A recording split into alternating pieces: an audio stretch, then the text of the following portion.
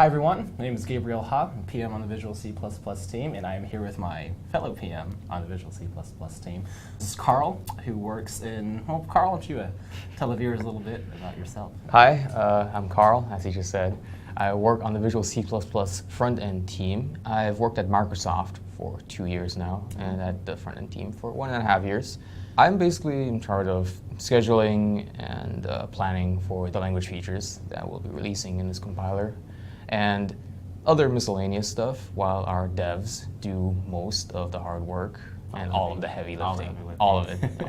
Very much so. So here you guys have some new features in the Visual Studio 14 CTP1. Why don't you give us a little preview about what we're going to see today? In the CTP we released, in addition to all of the language features that were included in the November 2013 CTP for Visual Studio 2013, we have generalized lambda capture, user-defined literals, inline namespaces, the noexcept operator, thread-safe statics, and unrestricted unions. So I hear you have a demo for us. Yes, we have a demo for all of these features. All right. And we can get started. Let's get right to it.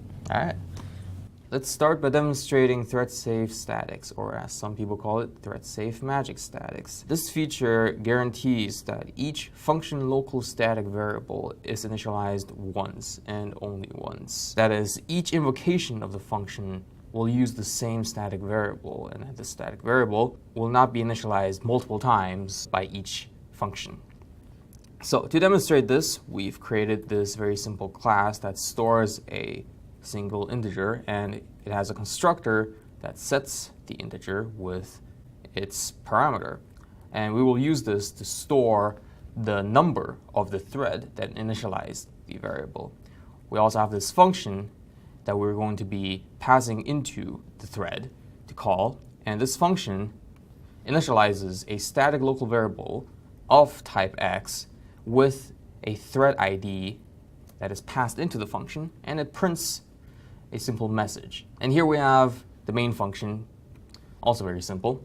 It initializes two threads and then joins them and passes the same function to both, but a different number to each, so that we can see which of the functions initialize the variable. Let's run this in Visual Studio 2013 RTM and see what happens. Now, of course, to demonstrate this race condition, we have to actually run the program multiple times. So we have a script here. All it does is run the program 100 times and print the output. Let's first compile this and run the script. You see that sometimes the output is inconsistent with other runs. For example, in run 81, you see that X was constructed by thread 1, but it was again constructed by thread 2. This is not supposed to happen. A thread local static variable is only supposed to be constructed once and only once. And now we'll demonstrate what happens when you compile the program with the new Visual Studio 14 CDP compiler. This is the same program. Let's build it. Okay, it's already built. And we will run the same script as on the other computer.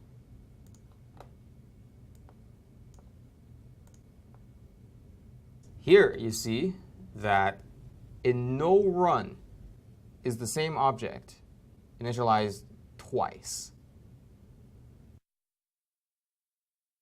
Next, we'll be demonstrating inline namespaces.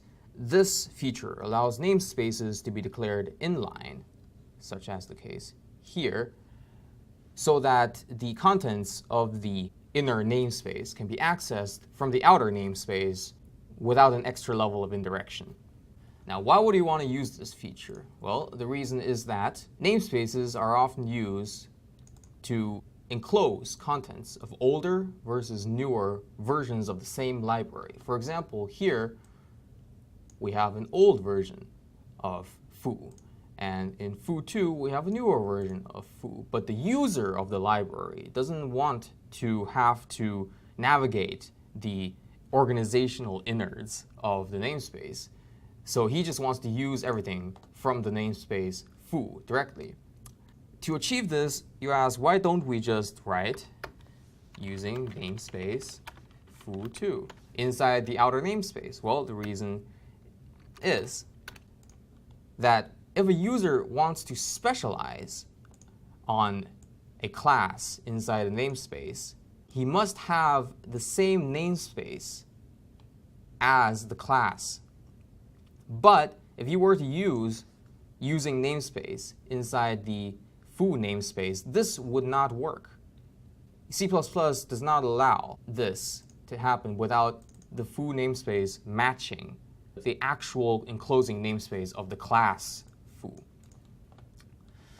Now, we demonstrate this feature simply by, well, we have a class foo. It has an old functionality, and we have a second version of foo in which we've introduced new functionality in addition to extra functionality. And we have a specialized version of foo, which specializes on a custom class called bar, simple, empty, that has specialized functionality and specialized extra functionality. In main, we declare foo, and this is a default foo. Note that it uses the foo namespace directly. And this should print new f and g, because foo2 was declared inline, so its contents, this foo, is accessed directly from this namespace if you do not use an extra level indirection as here. Here we explicitly say we want to use foo2, and this is also specialized on bar, our custom class, which we specialize here in the foo namespace. So this should print specialized f and specialized g. Lastly, we showed that when we specialized the foo class on bar, we only specialized the new foo because that was the one that was declared inline. When you explicitly access foo bar from foo1, this should just print old f. Now we will run this program, and we see that the program behaves as expected. So the idea is that the contents that were inside foo1 didn't have the namespace there before, so that was like the old functionality. But then to make a new version, you make that part into a namespace. Yes. But then for the newer functionality, you also make it into a namespace but you and say that's inline that inline. one. Right, so that's the one being used. Very cool. Right. Now we will be demonstrating the noexcept feature. This feature actually has two parts. First is the noexcept specifier, which was released back in November 2013 with the out-of-band CTP. This allows you to specify functions as noexcept. That is, these functions are not allowed to throw an exception. In this CTP for Visual Studio 14, however, we've introduced the noexcept operator.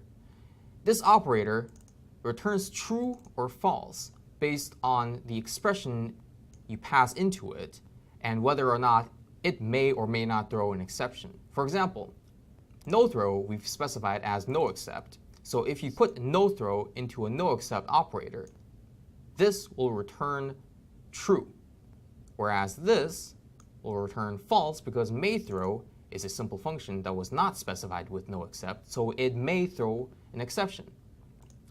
We also have a conditional throwing function here. It is specified as noexcept based on whether or not t is equal to 0. That is, if t is equal to 0, then this function will not throw an exception. Otherwise, it will. This is also new in the Visual Studio 14 CTP. We demonstrate that this function also works in the noexcept operator. For example, here we pass 0 to conditional throw, which means it will not throw an exception, so this should evaluate to true. And here we pass 1, which means that this will evaluate to false. Now let's run the program. And we see that everything works as expected. And this completes the noexcept feature as specified in the C++ standard. We will now be demonstrating the unrestricted unions feature. Unrestricted unions simply means that certain restrictions for unions were lifted in the new version of C++. Prior to C++ 11, unions could not contain members of classes that have non-trivial constructors. For example, here we have a struct point and it defines two constructors.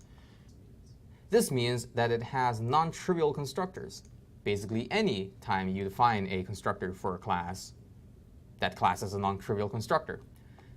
So in C++ 03, this would not be legal since you cannot include such an object in a union. But it is legal in C++ 11.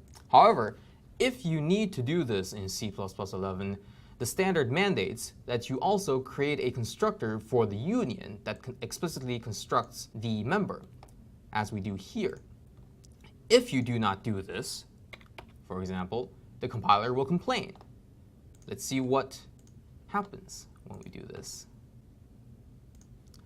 See, the compiler complains that you are attempting to reference a deleted function, referring to the fact that the constructor for the union was deleted implicitly because you've included a member with a non-trivial constructor. So if we are to give this union an explicit constructor, compilation will succeed.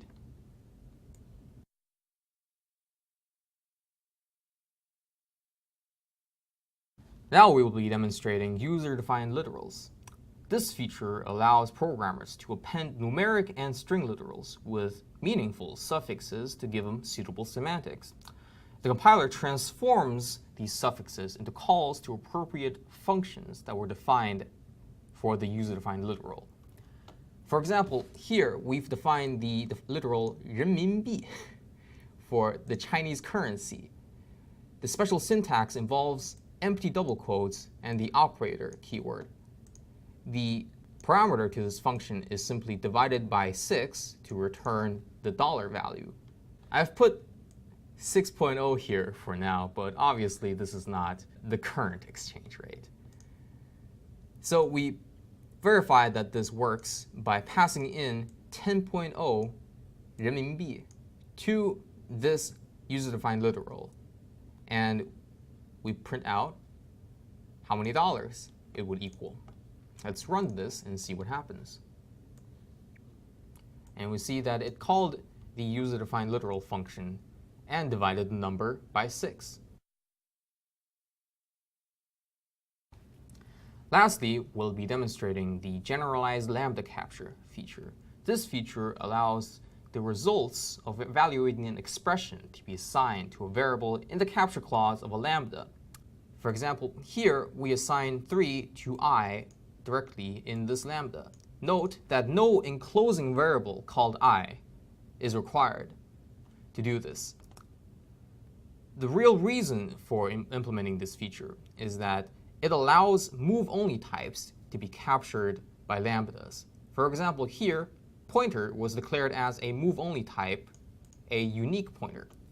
This can be moved into a lambda by writing p equals standard move by calling the standard move function, and we print out its address and its value inside. Without the generalized lambda capture feature, this would not be possible. Let's run this and see what happens. Simply, the program behaves as expected. We've printed out I, which is 3, and we've printed out the address and the value of the unique pointer that was moved into the lambda function. This being a Visual Studio 14 CTP, we've not yet implemented IntelliSense for some of our features. And for generalized lambda capture, you may still see erroneous squiggles. In future releases, these will be removed. Well, Karl, thanks so much for your time. This is great. It's a lot of demos, but we got through them, and it was really good. Looking forward to see what the front-end team has for future CTPs. Thank you.